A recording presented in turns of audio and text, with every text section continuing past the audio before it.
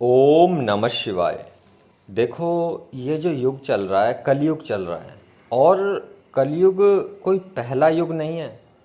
कलयुग जो है, अनंत कलयुग बीत चुके हैं, अनंत सतयुग बीत चुके हैं, अनंत त्रेता युग बीत चुके हैं, द्वापर युग बीत चुके हैं। और आपका भी अनंत जन्म हो चुके हैं। आप इस जन्म को जी रहे हो तो आपको लगता होगा कि ये तो पहला जन्म है। ऐसा लगता है कि सब कुछ पहली बार हो रहा है।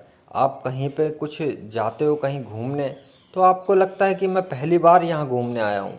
आप पहली बार किसी चीज़ का स्वाद चखते हो तो आपको लगता है कि मैं तो पहली बार ही चख रहा हूँ। लेकिन ये सब झूठ है। आप उसका स्वाद अनंत बार चख चुके हो। आप इस जीवन को जैसे अभी जी रहे हो, ऐसी अनंत बार आपने इस जीवन को ऐसे ही जिया है। और सृष्टि अनंत काल तक चलती रहेगी और अनंत काल से चली आ रही है। सृष्टि का कोई अंत नहीं होगा।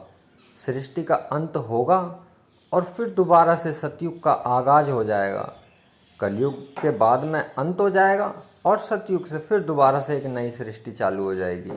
तो सतयुग, द्वापर, त्रेता, कलयुग, इन चारों युगों को आप जी चुके हो, पहले भी जी चुके हो। और ये चारों युग बहुत अनंत काल से चले आ रहे हैं। देखो, इसी के ऊपर यह स्थूल शरीर आपको कुछ समझाने की कोशिश करेगा एक कहानी के माध्यम से, कि जब श्री राम जी त्रेता युग में जब पृथ्वी लोक को छोड़ के जब जा रहे थे, तो उन्होंने देखा कि हनुमान जी तो उनके बहुत बड़े भक्त हैं और हनुमान जी उनको जाने नहीं देंगे।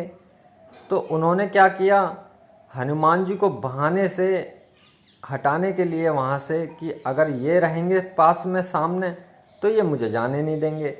तो श्री राम जी ने क्या किया कि पृथ्वी के अंदर एक छोटा सा एक क्रैक बनाया, एक गड्ढा किया और उस क्रैक में अपनी अंगूठी गेर दी। और श्री राम जी यह भी देख रहे थे कि हनुमान जी देख भी रहे हैं या नहीं देख रहे। तो श्री राम जी ऐसा दिखा रहे थे जैसे कि हनुमान जी उन्हें ना देख रहे हैं और वो अचानक अनजाने में ही ऐसा कुछ कर रहे हैं। तो जैसे ही श्री राम जी ने उस क्रैक के अंदर, उस गड्ढे के अंदर अपनी अंगूठी गेरी, तो हनुमान जी ने तुरंत देख लिया और तुरंत हनुमान जी ने अपना रूप जो है सूक्ष्म रूप बना लिया, छोटा रूप बना लिया और सीधे उस क्रैक के अंदर घुस गए। और क्रैक के अंदर घुसने के बाद में वो जाते चले गए, जाते चले गए और जाते जाते वो बहुत ही नीचे पाताल लोक पहुंच गए, शेषनाग के पास में। और जैसे ही वो शेषनाग के पास में पहुंचे तो शेषनाग ने देखते ही उनको कहा, शेषनाग जी ने, कि अरे महाराज प्रभु, आप यहाँ क्या कर रहे हो। तो यह सुनकर हनुमान जी ने कहा कि मेरे प्रभु श्री राम जी की अंगूठी गिर गई है, मैं उसी को ढूंढने आया हूँ। तो यह सुनकर शेषनाग जी ने कहा कि अरे आपको तो श्री राम जी ने पागल बना दिया, आप तो दोबारा से बुद्धू बन गए, पागल कर दिया, पागल बना दिया आपको। हनुमान जी ने कहा नहीं नहीं, ऐसा क्यों। तो शेषनाग जी ने कहा कि पीछे मुड़ के देखो। जैसे ही श्री हनुमान जी ने पीछे मुड़ के देखा तो उनको क्या दिखाई देता है कि एक अंगूठी का एक पूरा का पूरा पहाड़ बना हुआ है और वहाँ पे अनंत अंगूठियाँ पड़ी हुई हैं। तब फिर शेषनाग जी ने कहा कि हर बार त्रेता युग में श्री राम जी जो हैं वो आपको ऐसे ही मूर्ख बना के चले जाते हैं। और अब श्री राम जी, आप जब पृथ्वी लोक पहुंचोगे तो आपको वो नहीं मिलेंगे वहाँ पे, क्योंकि उन्होंने आपको मूर्ख बनाया है ताकि आप उनको यहाँ से जाने दें, क्योंकि आपके सामने आप उन्हें जाने नहीं देते। तो यही है कि ये जो जीवन है, ये जीवन कोई पहली बार नहीं मिला है। ऐसा जीवन अनंत बार हम जी चुके हैं और अनंत बार अभी जीना बाकी है। तो इस जीवन को ऐसे ही व्यर्थ ना करो, ऐसे ही व्यर्थ ना खो। इस जीवन का जो भी महत्व है उसको समझो और जीवन को सार्थक बनाओ। जीवन को सार्थक बनाने के ऊपर काम करो। जीवन जीने के लिए हमको कहीं भाग दौड़ करने की आवश्यकता नहीं होती। जीवन तो एक जगह बैठे बैठे भी जिया जा सकता है। जीवन जीने के लिए हमें लाइट की आवश्यकता नहीं है, बिजली की आवश्यकता नहीं है। बिना बिजली के भी जीवन जिया जा सकता है।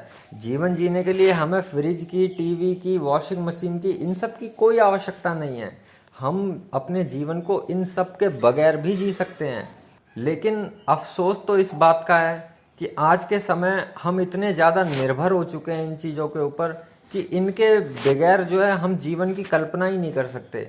अगर हमें फ्रिज का ठंडा पानी नहीं मिलेगा तो हमारी प्यास ही नहीं बुझेगी, और अगर हमें पंखे की हवा नहीं मिलेगी तो हमें नींद ही नहीं आएगी, और अगर हमें टीवी चालू करके और हमने टीवी ना देखी, फिल्म ना देखी, कोई नाटक ना देखा, तो हमारा मन ही नहीं लगेगा। तो हमने इन तुच्छ चीज़ों के ऊपर अपने आप को निर्भर कर दिया है, अपने जीवन को निर्भर कर दिया है, जबकि जीवन जो है इन सब के बगैर भी चल सकता है।